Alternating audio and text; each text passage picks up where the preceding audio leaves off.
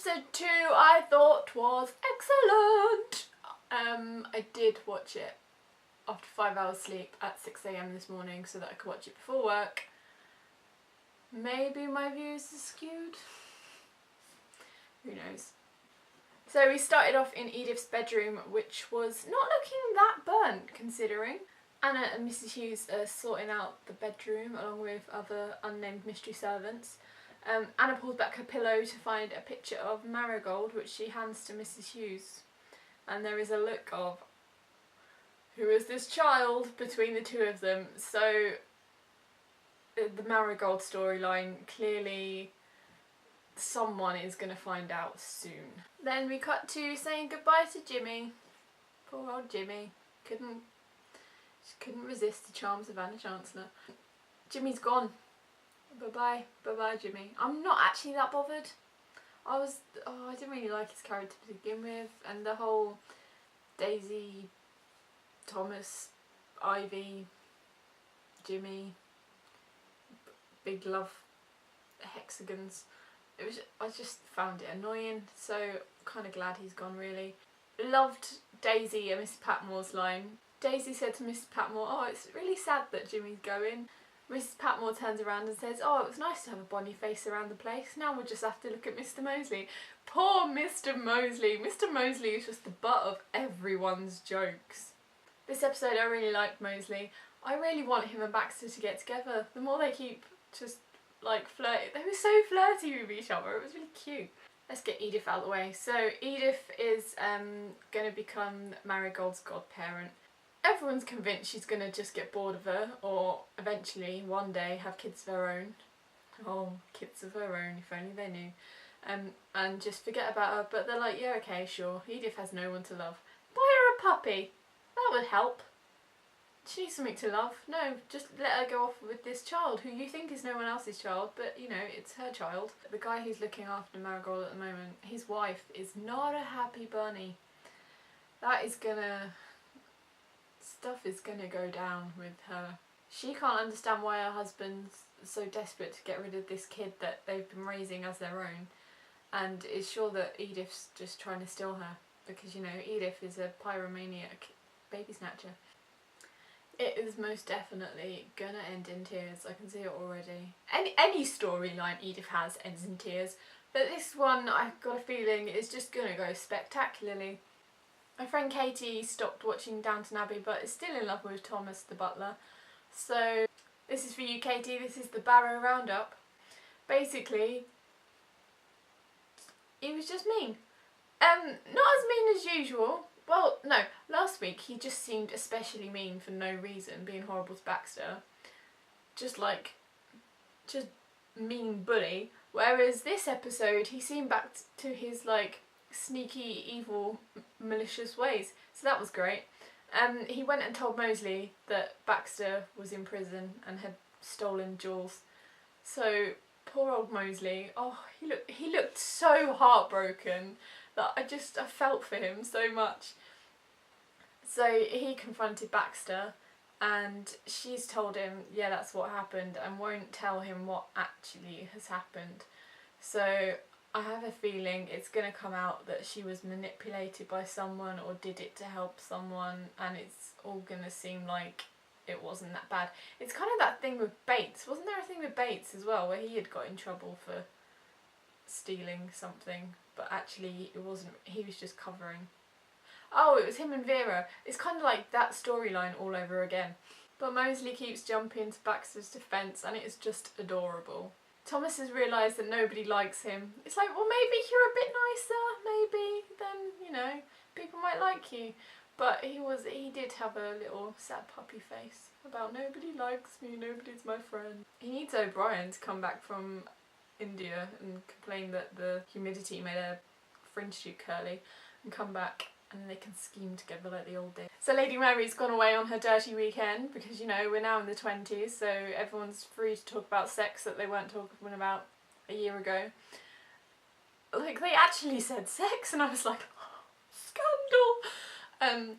She had to get Anna to go to the pharmacy and go and get her a diaphragm because she don't want no babies.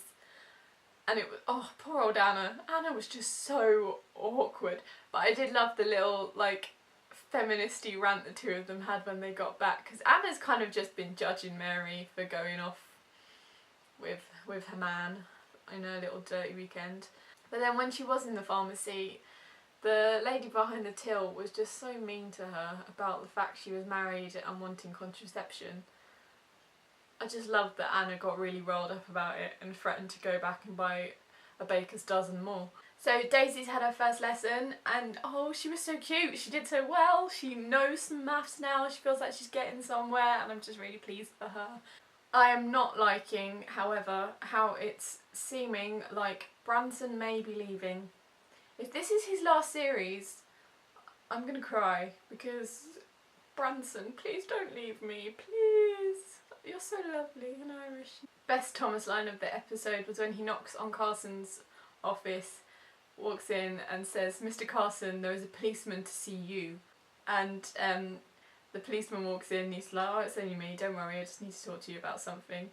And then Carson turns around and is like, "Mr. Barrow, your scaremongering has not succeeded." That was a really great impression, by the way.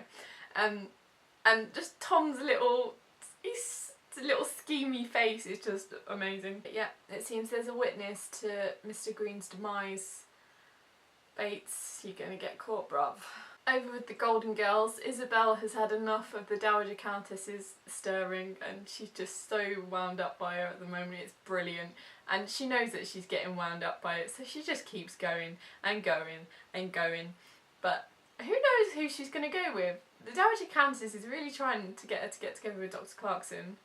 But I feel like Isabel may go with the other guy just out of spite at this point. Tony Gilligan's back. Julian! I love Julian Abingdon, just so you're aware. And he brought with him Mr. Bricker. Mr. Bricker.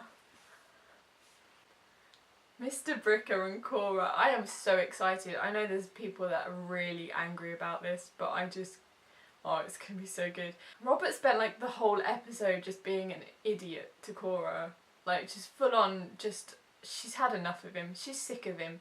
He just chats out of his arse. You could see just every little thing he was doing was just really grating on her. It's like the best bit was when they're walking down the stairs and he's moaning about the fact Bricker's come to stay.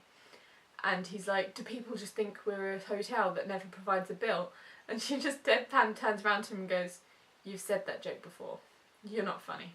She doesn't say he's not funny, but you know, it's implied. So then Bricker turns up and just starts flirting outrageously with Cora and she's loving it. And then there was this scene at towards the end where they're getting into bed and Robert, if ever there was a moment where he could have made this better and he could have made up for being an idiot and he could have been like, "I saw the way he was flirting with you," but no. He turns around and he says to Cora, in a really ragey rant, "How dare Mr. Bricker be flirting with my dog? Because we all know Robert loves his dog more than he loves his children and his wife. Possibly not as much as he loved Matthew, but he loves that dog more than he loves himself." So, you know, Cora really appreciated being compared to the dog. And it's for that reason that I really want her to run off with him. But at the same time, the two of them, when he's not being a complete, utter idiot, they're pretty cute. And I like them. But I feel like Cora could just... she'd have such a great time. She'd just have a great old time. Speaking of Cora, Rose is redundant in this episode, only to spend the whole episode going, "Can we have a wireless? Can we have a wireless? Can we have a wireless now?" She's like one of those kids in the back of a car. "Are we there yet? Are we there yet? No. So Robert's reply to anything she says is just no. But eventually, with the use of the royal family, she manages to convince him that they need a wireless, and they all stand around in the hallway listening to this wireless as the king gives his speech. Everyone has the most solemn listening face, and then you look at Cora, and Cora, being the Yankee Doodle she is just like, technology! So next week, a load of Russians turn up and Granny has a secret. Granny has a secret past and I am so excited.